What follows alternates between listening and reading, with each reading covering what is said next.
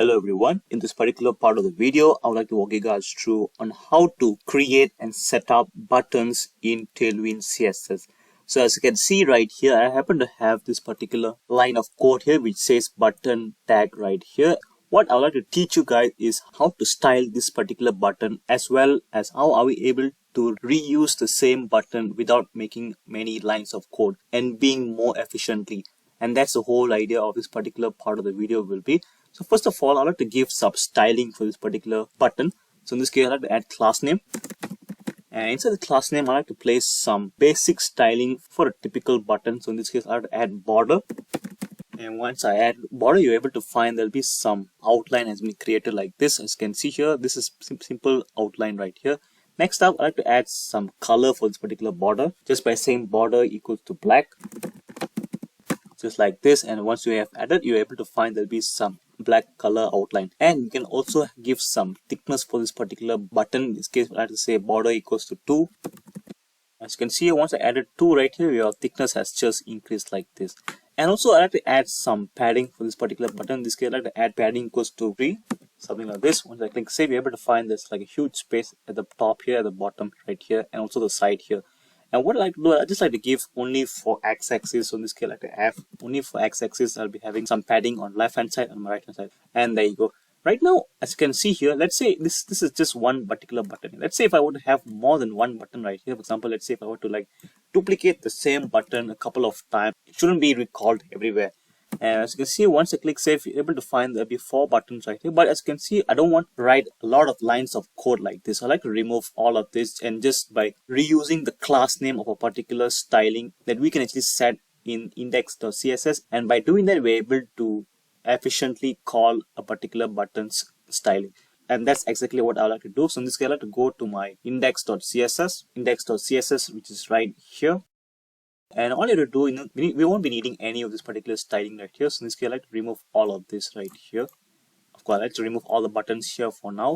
And instead of all this particular styling right here, I like to remove all of this particular styling right here. And as you can see, once I remove all styling here, you're able to find there's no styling has been applied here. So all I have to do, I like to take all this particular styling and I like to place it right here. But as you can see, we must create a new class name for a particular button. So in this case, I like to add .btn, just like this. And of course, I need to open the curly braces.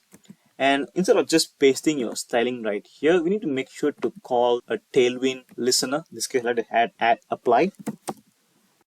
And what does it do is that it actually listens for this particular, whatever we fill inside this particular class name, and it just reflects into your main app like this. So in this case, I like to paste the styling effects that we have just copied. And once I just paste it right here, once you click save, you won't be finding any of the styling will be implemented right here.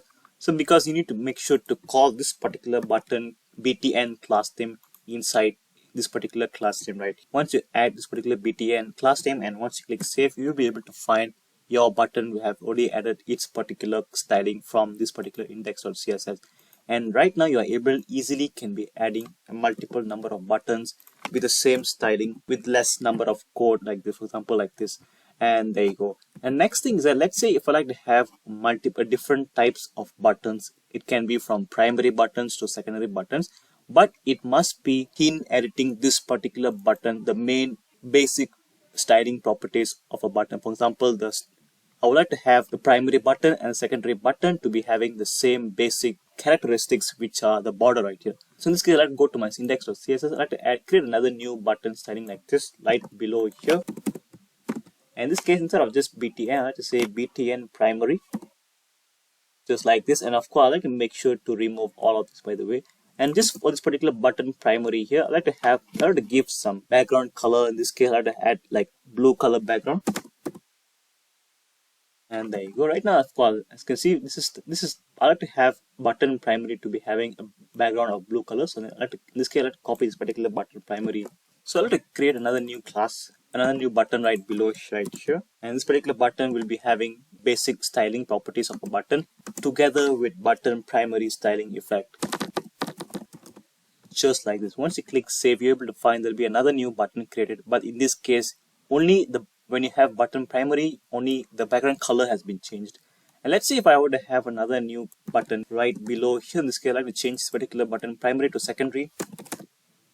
instead of index.css, I like to make sure to have another new class name called button secondary. And this particular button secondary will be having a different background. And in this case, I like to have red. And once you click save, of course, you need to make sure to click save in both the files right here. And of course, once you click save, you're able to find another new button created. But in this case, once I have set it to button secondary, that's hence the reason why the color of the particular button is not blue, it's different color.